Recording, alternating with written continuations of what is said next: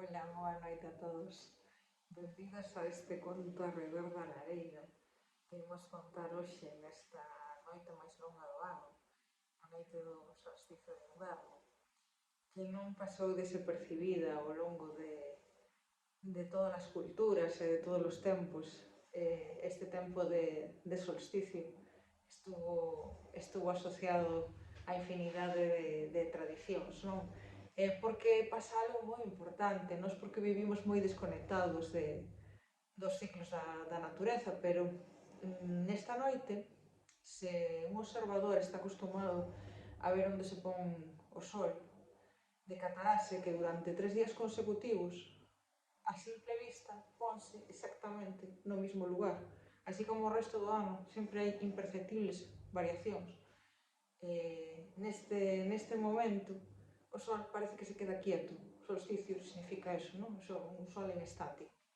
Parece que se queda quieto durante 3 días.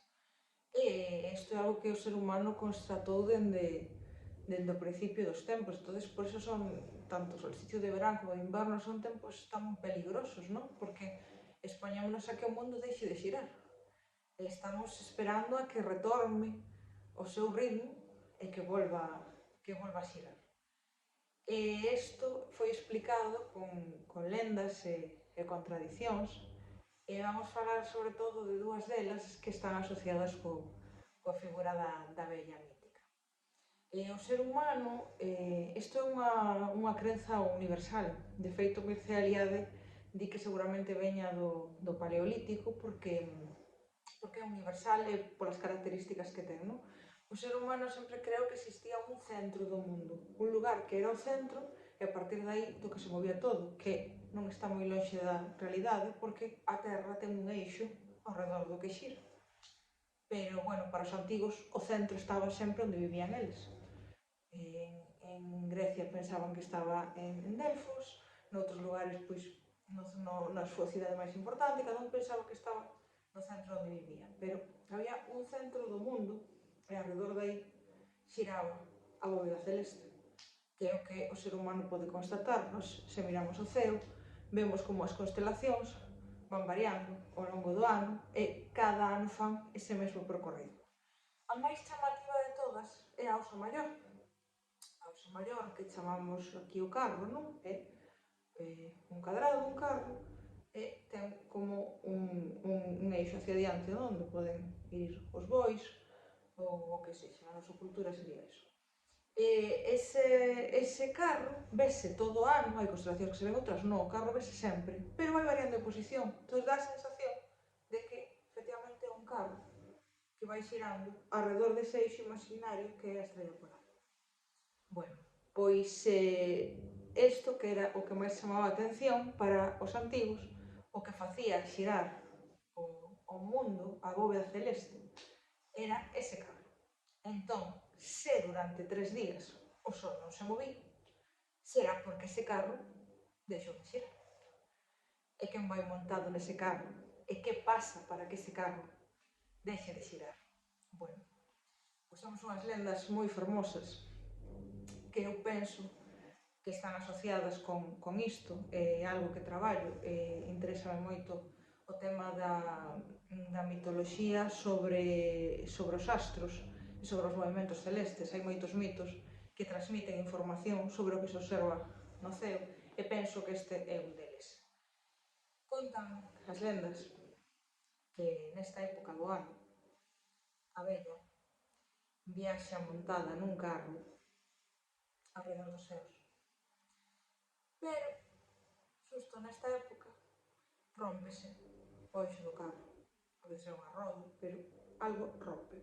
Entón, ela cae á terra, vaga polo mundo, observándonos, contemplándonos, vendo o que facemos ben, o que facemos mal.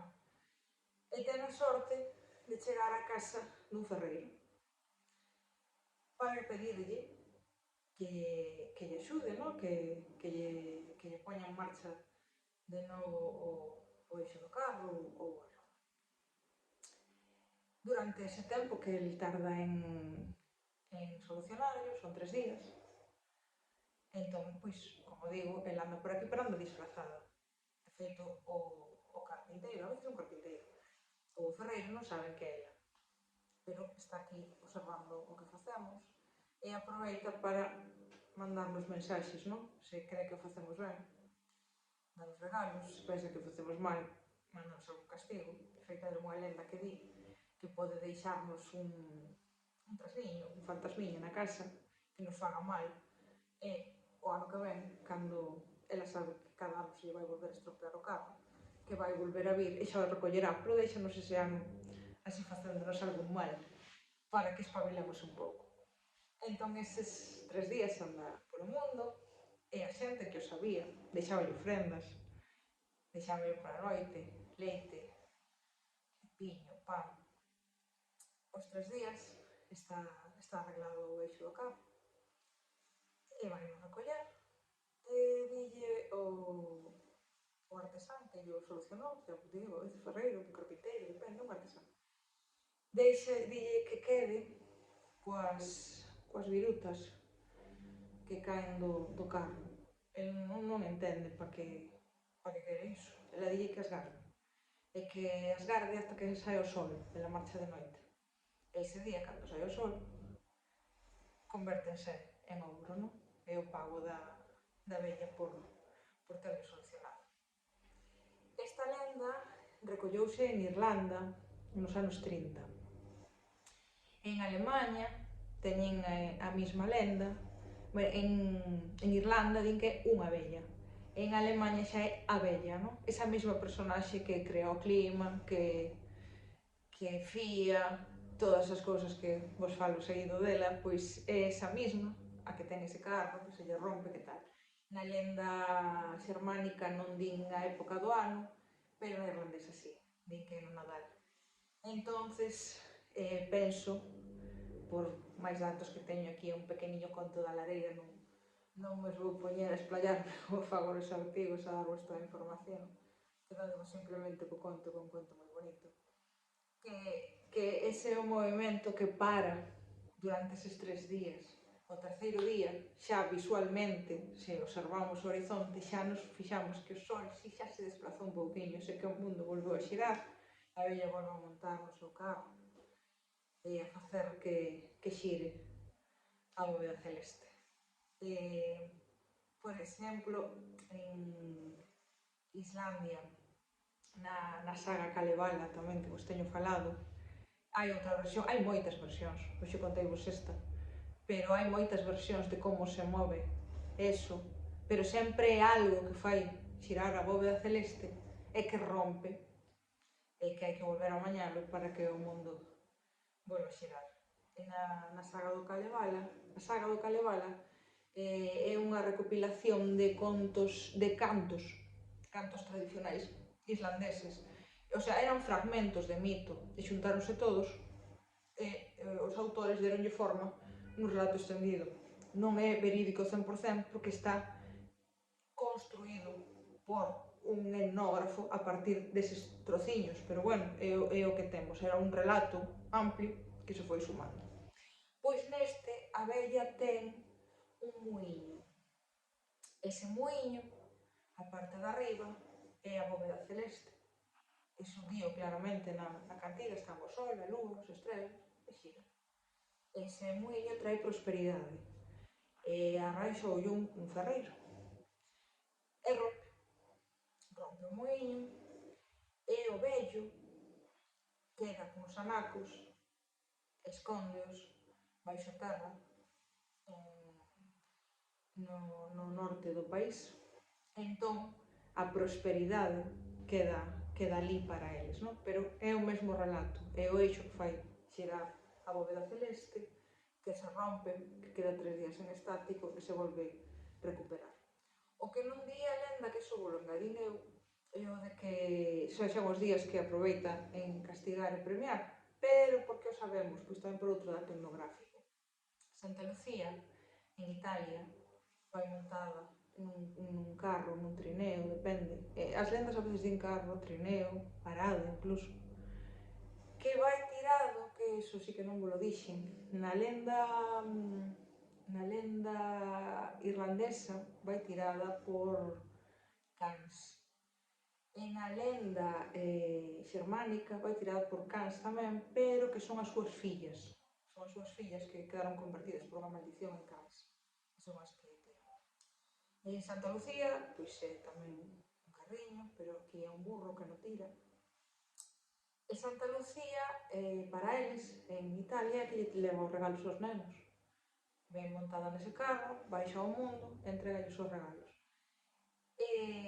O interesante é que Santa Lucía é o 13 de decembro, que antes do cambio do calendario, ese era o 21 de decembro, quero dicir, cuadraba co solsticio. Agora, por iso decimos en Santa Lucía, medra... como é? Medran os días, bueno, non me acordo, pero ven dicindo que os días van a máis e a noite vai minguando. Bueno, despois seguro que alguén o escribides e despois o mirarei. Pero eso, que antes Santa Lucía era a santa que cristianizaba o día do solsticio. Entonces que sexa ela no día do solsticio, cando o seu carro baixa a terra e premia e castiga, tamén na lenda xermánica, que non din a data na que se lle estropea, pero si din que nos días de Nadal ela anda polo noso mundo.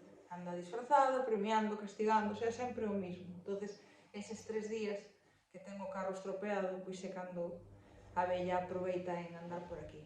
Parece unha lenda ben bonita, pareceme ademais que ten unha explicación, que non é unha lenda porque sí, senón que os relatos antigos transmitían unha historia, non era xente que se aburría, se sentaba xunto ao lume e inventaba, senón que intentaban explicar o mundo. E ese relato é algo que se vía. Ti mirabas o ceo, vías o carro xirando todo o ano, vías que eses 3 días o sol paraba e hai unha explicación, no? Que a vella deixou de facelo xirar, a vella está quieta aquí no noso mundo parada, caeu do carro, mentre está aquí premia, castiga, intenta dicirnos se vamos polo bo camiño ou non. E isto tamén dá explicación, moitas veces vexo a xente que di que como non é cristián, pois que eles o que celebran é o día 21. Pero que igualmente, ainda que non sexas cristián, o que se celebra non é o día 21, é o 24 pola noite. O que celebramos non é que o mundo deixe de xirar, o que celebramos é que volva a xirar. Hoxe deixa de xirar. Son 3 días peligrosos, 3 días nos que todo está estático e que queremos que o mundo siga xirando. E a noite do 24 de decembro, o 24 de decembro, cando se pon o sol, constatamos que sí se moveu. Iso é que a vella volve a estar montada no seu carro e o mundo sigue xirando. Espero que vos gustara esta historia neste amago de lume. Non é como o lume da lareira, pero son eses contiños da lareira. Eu na miña infancia era arredor da cociña de ferro. Eses contos para pasar as noites longas, as noites frías, nos que intentamos entender o mundo que nos rodea. Espero que vos gustara, que sirva tamén de felicitación de Nadal, que pasades unhas boas festas e non deixedes nunca de preguntarvos polos nosos mitos, polas nosas tradicións. Un biquiño.